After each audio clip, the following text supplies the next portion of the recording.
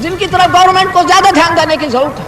हरिजन लोग, आदिवासी लोग, भूमिहीन लोग, बेरोजगार लोग या जिनके पास कम रोजगार। साल 1979, वक्त शाम 6 बजे, जगह ऊसराहार पुलिस थाना, इटावा, उत्तर प्रदेश।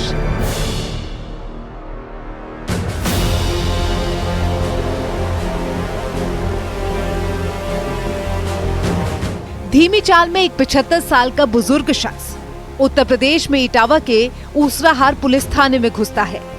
पहनावे और चाल ढाल से ये बुजुर्ग एक किसान लगता है और जैसे ही थाने में एंट्री होती है तो पुलिस वाले इस बुजुर्ग को टोकते हैं। फटे हाल कपड़ों में थाने में पहुंचा किसान दारोगा जी से मिलने की गुहार लगाता है। बताता है कि उसकी जेब काट ली गई है जिसमें काफी पैसे थे और वो बैल खरीदने के लिए आया था, लेकिन अब मजबूर है, उसकी रपट लिख ली जाए और चोर को पकड़कर उसका पैसा वापस दिला दिया जाए। मामूली किसान की मांग पर थानेदार ने गौर करना मुनासिब नहीं समझा और उल्टा डांट डपट कर वापस जाने के लिए कह दिया। ये बुजुर्ग थाने से बाहर निकलने लगा तो थाने के मुंशी ने समझाया कि बाबा, रपट ऐसे नहीं लिखाई जाती, कुछ खर्च करना पड़ेगा। सीधा साधा बुजुर्ग मुंशी के साथ रपट लिखने के लिए समझौते की बात करने लगता है और सौदा 100 रुपए से शुरू होकर 35 रुपए में पक्का हो जाता है। इसके बाद मुंशी वापस बुजुर्ग किसान को थानेदार के पास ले जाता है। 35 रुपए में रपट लिखने की बात तय होती है और बुजुर्ग के साथ चोरी की शिकायत लिखी जाती है। आखिर में रपट पर दस्तखत की बात आती है तो थानेदार पूछता है, बाबा हस्ताक्षर करोगे या फिर अंगूठा लगाओगे? बुजुर्ग बिना कुछ बोले कलम उठाता है, हस्ताक्षर करता है चौधरी चरण सिंह। इसके बाद स्टैम्प पैड अपनी तरफ खींचता है। फटे कुर्ते की जेब में हाथ डालकर एक रबर स्टैम्प निकालता है और रपट पर मोहर लगा देता है जिस पर लिखा है प्रधानमंत्री भारत सरकार।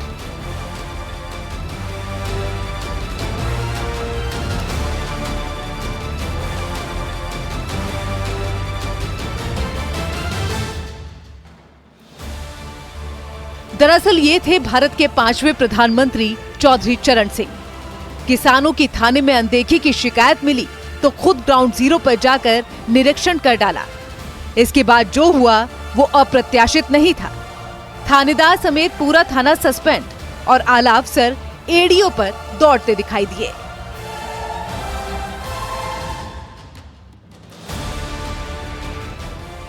चौधरी चरण सिंह को किसानों का सबसे बड़ा नेता कहा जाता है।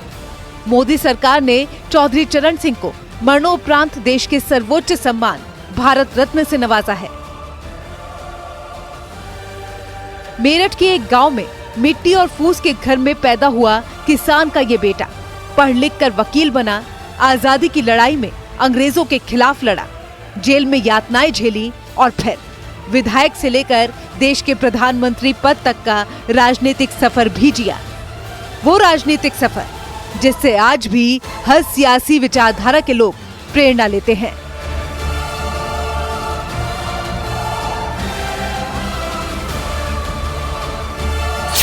वो किसान जिसने कभी खेती नहीं की।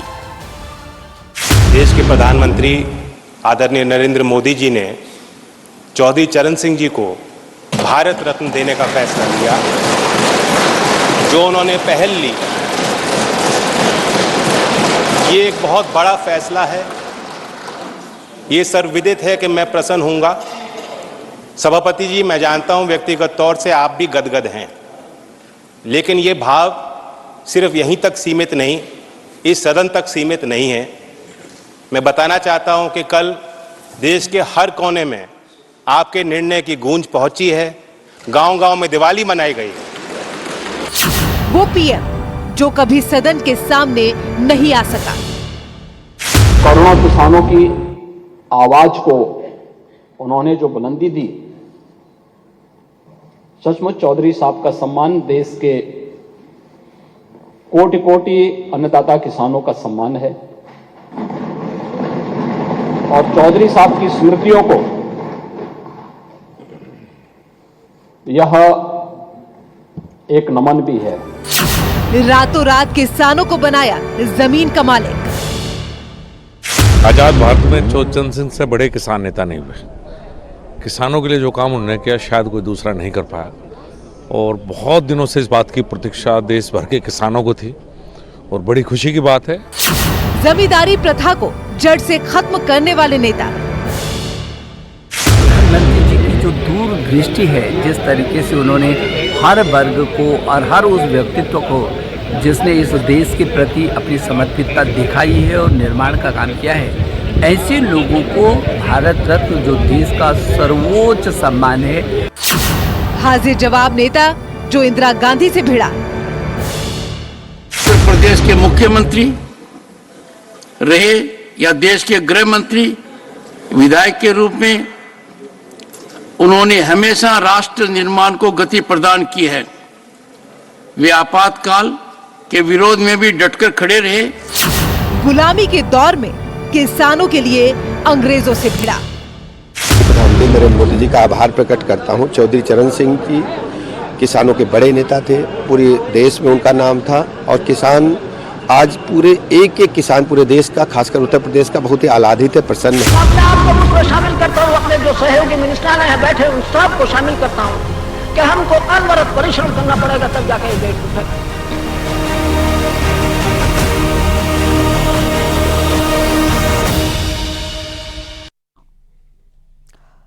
भारत में कृषि सुधारों के प्रणेता, जिन्होंने किसानों को उनका हक दिलाने के लिए अंग्रेजों तक से लड़ाई मोल ले ली, कभी नेहरू की नीतियों का विरोध किया, और जब सरकार का हिस्सा बने तो जमींदारी प्रथा को जड़ से उखाड़ कर फेंक दिया।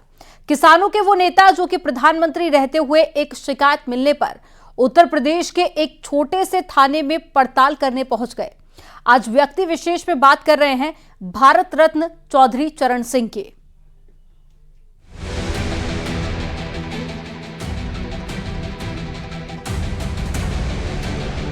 भारत सरकार ने चौधरी चरण सिंह को सर्वोच्च नागरिक सम्मान भारत रत्न देने की घोषणा की है। असल में पहली बार विधायक बनने से लेकर प्रधानमंत्री पद तक पहुंचने तक उनके ज्यादातर फैसलों में किसान और उनका हित ही शामिल होता रहा था। चौधरी चरण सिंह का मानना था कि भारत में किसानों की तरक्की के बिना देश की असली तरक्की मुमकिन नहीं है। मोदी सरकार ने चौधरी चरण सिंह को सर्वोच्च नागरिक सम्मान भारत रत्न से नवाजा है। पीएम मोदी ने चौधरी साहब के योगदान को याद किया और उन्हें देश का सच्चा किसान नेता बताया। साल मैं विपक्ष में रहा हूं, कुछ ही देर सदन में मैं इस तरफ बैठा हूं, लेकिन मैंने देखा है कि 10 साल में जो आज सरकार है, इनकी कार्यशैली में भी चौधरी चरण सिंह के विचारों की झलक है। जब आदरणीय प्रधानमंत्री जी ग्रामीण क्षेत्र में शौच की दुर्व्यवस्थाओं पर प्रकाश डालते हैं, जब महिला सशक्तिकरण को अपना प्लेटफॉर्म भारत सरकार बनाती है और गांव-गांव में जागृति पैदा करती है, तो मुझे उसमें चौधरी चरण सिंह जी की बोली याद आती है। पूर्व प्रधानमंत्री चौधरी चरण सिंह को यूं ही नहीं किसानों का मुखिया कहा जाता है। इतिहास की किताबों में उनके अनेक योगदान दर्ज हैं। वो उत्तर प्रदेश के सीएम रहे, देश के प्रधानमंत्री रहे, गृह मंत्री के रूप में उन्होंने काम किया, सांसद विधायक तो थे ही। इन पदों पर रहते हुए चौधरी चरण सिंह लखनऊ दिल्ली के बीच लगातार आते जाते रहे। मेरठ बागपत उनका घर था, लेकिन उन्हें जब भी याद करने का मौका आता है, तब उन्हें देश भर के किसान के हित के लिए लड़ने वाले नेता के रूप में ही याद किया जाता है। रियल इंडिया को सम्मान दिया है। भारत माता के ग्रामीण जीवन से निकले हुए चौधरी चरण सिंह को जो सम्मान आज मिला है, हम गौरवान्वित हैं। चौधरी चरण सिंह स्वतंत्रता सेनानी थे। उन्होंने पंडित नेहरू के सामूहिक खेती के कंसेप्ट को कांग्रेस के नागपुर अधिवेशन में ध्वस्त किया था। उन्होंने उत्तर प्रदेश में लैंड रिफॉर्म कराए, जिसकी वजह से वो पूरे देश में नहीं पूरे हिंदुस्तान में वो प्रसिद्ध हुए। उन्होंने पंडित नेहरू से और कांग्रेस पार्टी से अपनी असहमति दिखाई।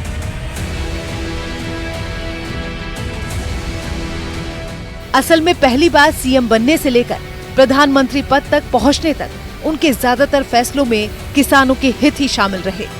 देश जब आजादी को लेकर संघर्ष कर रहा था, उस वक्त अंग्रेजों की मदद से जमींदारों का उत्पाद भी जारी था। बड़ी संख्या में जमींदारों का समर्थन अंग्रेज किया करते थे। चौधरी चरण सिंह का जन्म साल 1907 में तब हुआ जब देश में अंग्रेजों, राजाओं और उनके कारिंदों का उपद्रव गरीब मजलूमों को सता रहा था। गरीब किसान मजदूर की कोई सुनवाई नहीं करता था। जो लोग उनके बारे में सोचते भी थे वो कुछ नहीं कर पाते थे, क्योंकि भारत गुलाम देश था। अंग्रेज यहाँ के असली मालिक थे। जमींदारों, राजाओं, तालुकेदारों से ही अंग्रेज टैक्स वसूलते थे, तो उन्हें संरक्षण भी खुलेआम देते रहे। ऐसे में सबका ध्यान इस बात पर था कि अंग्रेजों को पहले भगाया जाए, फिर देश की समस्याओं से निपटना आसान हो जाएगा। चौधरी साहब गांधी जी से बेहद प्रभावित थे। आजादी के हर आंदोलन में हिस्सा लेते। सविनय अवज्ञा आंदोलन से लेकर दांडी मार्च तक में हिस्सा लिया। गाजियाबाद में वकालत से करियर शुरू किया। तो इस दौरान महात्मा गांधी के आह्वान पर हिंडन नदी के किनारे नमक बनाने के आरोप में उन्हें जेल जाना पड़ा। सजा भी हुई।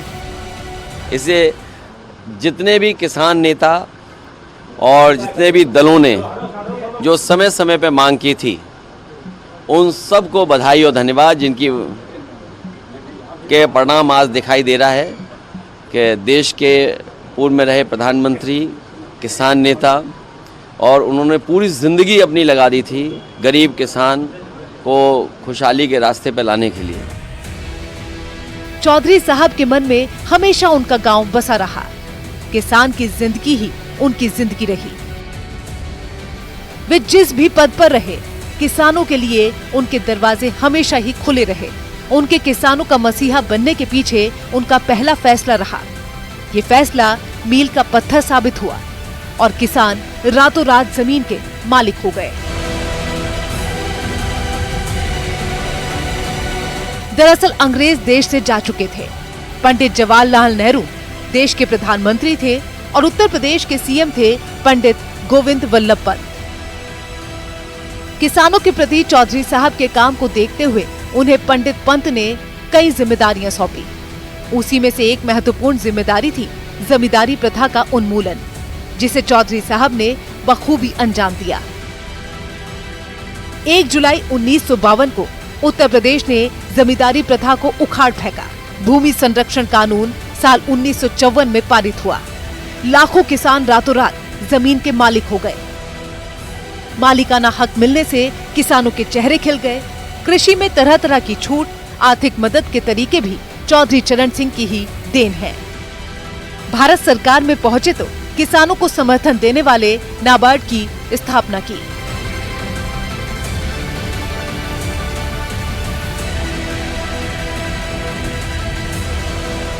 जमींदारी उन्मूलन कानून पास होने के बाद 1952 में उत्तर प्रदेश के 27,000 पटवारी आंदोलन करने लगे। दबाव बनाने के लिए पटवारियों ने सामूहिक इस्तीफा दे दिया।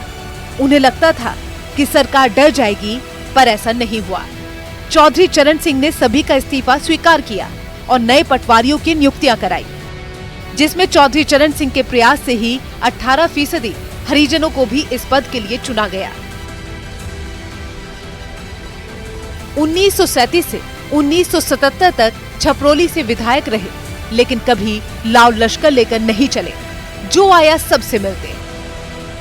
40 साल बाद इंदिरा गांधी के बर्ताव और आपातकाल की क्रूरता से व्यथित होकर कांग्रेस छोड़ी, तो रोते हुए भाषण दिया और 2 दिन बाद ही उत्तर प्रदेश के सीएम के तौर पर शपथ ली। ये पहली गैर कांग्रेसी सरकार थी जिसमें अलग अलग विचारधारा के दल शामिल थे। चौधरी चरण सिंह ने गृह मंत्री रहते हुए इंदिरा गांधी को गिरफ्तार करने का आदेश दिया। वो न सिर्फ अपने कड़े फैसलों के लिए जाने जाते थे, किसानों के प्रति उनके योगदान को देश कभी नहीं भूल सकता। किसान तो किसी भी सूरत में नहीं। शायद यही वजह है कि जब चौधरी चरण सिंह को देश के सर्वोच्च सम्मान का ऐलान किया गया, तो हर किसान ने मोदी सरकार का धन्यवाद दिया और इस फैसले का दिल खोलकर स्वागत किया। इस देश के गरीब मजदूर किसान और मजलूम की नब्ज को पहचान कर चौधरी चरण सिंह जी को जो भारत रत्न दिया है, उससे केवल जाट समाज में नहीं बल्कि पूरे जो किसान से संबंधित रखते हैं सब में खुशी की लहर है। चौधरी चरण सिंह को भारत रत्न दे करके इतना बड़ा एहसान जाट बिरादरी पर किया है कि हम बहुत अरसों से मांग करते आ रहे थे चौधरी साहब को भारत रत्न देने की।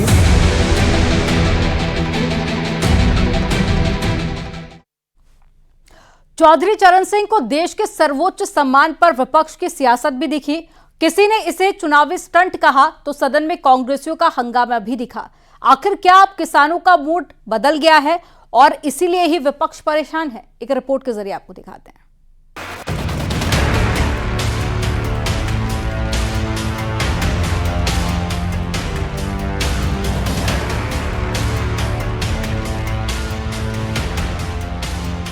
2024 में मोदी सरकार ने 5 हस्तियों को भारत रत्न सम्मान से नवाजने का ऐलान किया। पहले कर्पूरी ठाकुर, फिर लाल कृष्ण आडवाणी और अब चौधरी चरण सिंह, पीवी नरसिम्हा राव और एमएस स्वामीनाथन। सियासी मायनों से देखें तो ये 24 की बिसात पर भारत रत्न सम्मान का प्रभाव दिखना साफ है। शायद यही वजह है कि एक तरफ चुनावी समीकरण पलट चुके हैं और दूसरी तरफ विपक्ष इन नेताओं को सम्मान का समर्थन भी कर रहा है और सियासी तंज भी कस रहा है। बजट सत्र में चौधरी चरण सिंह को भारत रत्न पर चर्चा के दौरान कांग्रेसियों ने सदन में हंगामा किया तो सभापति जगदीप धनखड़ न सिर्फ व्यथित हो गए बल्कि कांग्रेस के दिग्गज नेताओं को चौधरी साहब के अपमान के लिए फटकार भी लगा दी। साहब जाए तो जाए, ये मुद्दा था क्या? मुद्दा था चौधरी चरण सिंह जी को भारत रत्न से सम्मानित होने का। You are hurting sentiments of millions and millions of farmers. I don't want to create a bell. Don't use this language. No, I will not tolerate an insult to Chaudhary Charan Singh. Chaudhary Charan Singh stands for impeccable public life, unimpeachable integrity, unflinching commitment to farmer. दूरदर्शी सोच था उनका किसान और गांव के लिए। उनके विषय के ऊपर विवाद करना, प्रमोद जी आप किस हालत में पॉइंट ऑफ ऑर्डर रेज कर रहे हैं? चौधरी चरण सिंह की कर्म भूमि उत्तर प्रदेश और पूरा भारत रहा है। उनको भारत रत्न मिला हो, इस विषय पर इस सदन में मेरे यहाँ बैठे हुए इस प्रकार का वातावरण हो। कांग्रेसियों की सियासी खींच वाजिब दिखती है क्योंकि एक बार फिर से इंडी गठबंधन को बड़ा झटका लगा है। कभी इंडी में सबसे मजबूत हिस्सेदार माने जा रहे जयंत चौधरी अब पाला बदलकर एनडीए गठबंधन में जाते हुए दिखाई दे रहे हैं। जो आज तक कोई भी पूर्व की सरकार नहीं कर पाई, वो फैसला बेबाकी से नरेंद्र मोदी जी के विजन से और प्रयासों से और उनके समर्पण भाव के कारण हो पाया। तो मैं फिर कोटि कोटि धन्यवाद देता हूँ, आभार व्यक्त करता हूँ। जो आज मुख्यधारा में लोग नहीं हैं, उनकी हिम्मत बढ़ाने का फैसला आज भारत सरकार ने लिया है। दरअसल चौधरी चरण सिंह को सर्वोच्च सम्मान मिला तो मोदी सरकार के इस मास्टर स्ट्रोक से किसानों के चेहरे तो खिले ही हैं। राष्ट्रीय लोकदल के पास भी बीजेपी से दूरी की कोई अहम सियासी वजह अब नहीं बची है। एक झटके में समाजवादी पार्टी को झटका देकर जयंत चौधरी न सिर्फ बीजेपी के खेमे में पहुंच गए बल्कि किसान जाट वोटों वाले तमाम इलाकों में बीजेपी का पलड़ा भारी हो गया। आज मैं किस मुंह से इनकार करूं आपके सवाल। जो आपने बात पूछा कि कांग्रेस में पहले निर्णय नहीं लिया गया, मैं तो अंदर से जानता हूं कितनी बार चौधरी अजीत सिंह जी के मन में ये बात उठी। मोदी सरकार ने चौधरी चरण सिंह को भारत रत्न देकर न सिर्फ विपक्षी पार्टियों में एक बड़े दोफाड़ की स्क्रिप्ट तैयार कर दी है बल्कि एक तीर से कई निशाने भी साध दिए हैं। कई राज्यों के किसान वोट आरएलडी को साथ लिया, वेस्ट यूपी में पकड़ मजबूत, जाटलैंड के वोट, एसपी कांग्रेस को बड़ा झटका। एक तरफ बीजेपी ने इस मास्टर स्ट्रोक के जरिए आरएलडी को साथ ले लिया है तो दूसरी तरफ कई राज्यों के किसान वोटों के साथ ही वेस्ट यूपी के जाटलैंड कहे जाने वाले पूरे इलाके में बीजेपी की स्थिति मजबूत हो जाएगी। ये कांग्रेस और एसपी वाले इंडी गठबंधन के लिए एक बड़ा झटका माना जा रहा है। 24 का रण सामने है और बीजेपी के इस सियासी दांव ने किसान भावनाओं को एक रास्ता दिखा दिया है। शायद यही वजह है कि विपक्ष देश के राष्ट्र पुरुषों को दिए गए सम्मान में भी सियासत ढूंढ रहा है। Bureau report, news 18। यहां पर वक्त हो गया एक छोटे से ब्रेक का। आप देखते रहिए न्यूज़ 8।